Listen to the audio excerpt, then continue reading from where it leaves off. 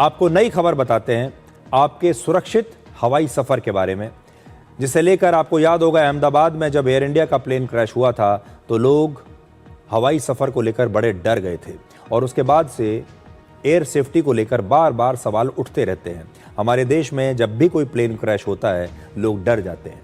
आपको याद होगा अहमदाबाद में प्लेन क्रैश हुआ, उसके बाद अभी हाल ही में महाराष्ट्र में बारामती में एक और प्लेन क्रैश हुआ जिसमें एक हमारे देश के बड़े नेता अजीत पवार उनकी मृत्यु हो गई। अब Directorate General of Civil Aviation यानी डीजीसीए की नई इंक्वायरी में यह पता चला है कि 1 फरवरी को लंदन से बेंगलुरु आ रहे एयर इंडिया के बोइंग 787 ड्रीमलाइनर विमान का फ्यूल कंट्रोल स्विच ऑफ हो गया था। फ्यूल कंट्रोल स्विच से ही विमान के इंजन्स को ईंधन की सप्लाई होती है। आपको याद होगा अहमदाबाद में भी इसी मॉडल का जब प्लेन उड़ा था उसका फ्यूल सप्लाई बंद हो गया था और यह स्विच ऑफ पाया गया था। अब एक और विमान का वही स्विच ऑफ हो गया।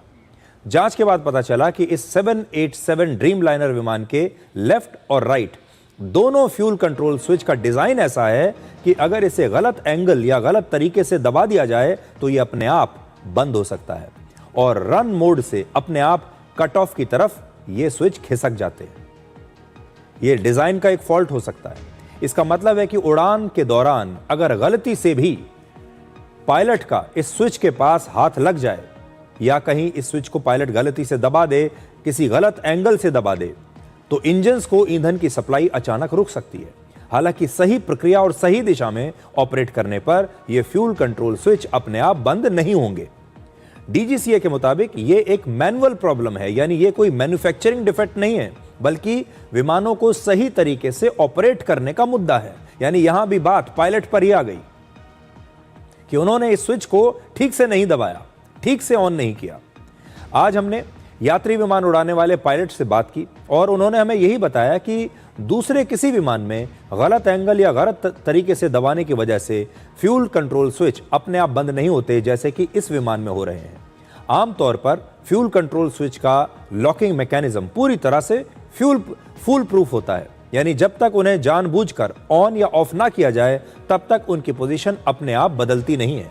तो फिर ऐसा बोइंग के इस 787 ड्रीमलाइनर विमान में ही क्यों हो रहा है? और अगर बोइंग को यह बात पता है तो फिर उन्होंने अपने विमानों में मौजूद इस समस्या को ठीक करने की कोशिश क्यों नहीं की? बड़ा सवाल यह है कि क्या अहमदाबाद में हुए प्लेन क्रैश में भी ऐसा ही हुआ होगा, क्योंकि शुरुआती रिपोर्ट से यही पता चला था कि टेक ऑफ करते ही विमान का फ्यूल सप्लाई करने वाला स्विच ऑफ हो गया था। और आपको याद होगा बहस यही हो रही थी कि यह स्विच अपने आप ऑफ हुआ था या किसी पायलट ने जानबूझकर इसे ऑफ कर दिया था और या फिर पायलट से गलती से यह स्विच ऑफ हो गया था। अब एयर इंडिया ने अपने पूरे बोइंग 787 ड्रीमलाइनर बेड़े की जांच शुरू कर दी है। सूत्रों के मुताबिक आधे विमानों की जांच पूरी हो चुकी है और बाकियों की जारी है और अब तक इन विमानों में कोई भी तकनीकी खामी नहीं मिली है और एयर इंडिया के इंजीनियरिंग डिपार्टमेंट ने इस मामले को अब बोइंग के पास रेफर कर दिया है। इस समय एयर इंडिया और इंडिगो एयरलाइंस के पास 40 बोइंग 787 ड्रीमलाइनर विमान हैं और पूरी दुनिया में ऐसे 1100 से ज्यादा विमान ऑपरेट हो रहे हैं। लेकिन बड़ी बात जो है, जो चिंता में डालने वाली बात यह है कि अगर डीजीसीए ये कह रहा है कि डिजाइन का फॉल्ट है, हालांकि वो डिजाइन फॉल्ट शब्द का इस्तेमाल नहीं कर रहा है, वो ये कह रहा है कि एक मैनुअल फॉल्ट है। वो स्विच कुछ इस प्रकार से ऐसी पोजीशन में बनाया गया है कि अगर उसे गलत तरीके से ऑन या ऑफ किया जाए तो वो ऑफ हो सकता है।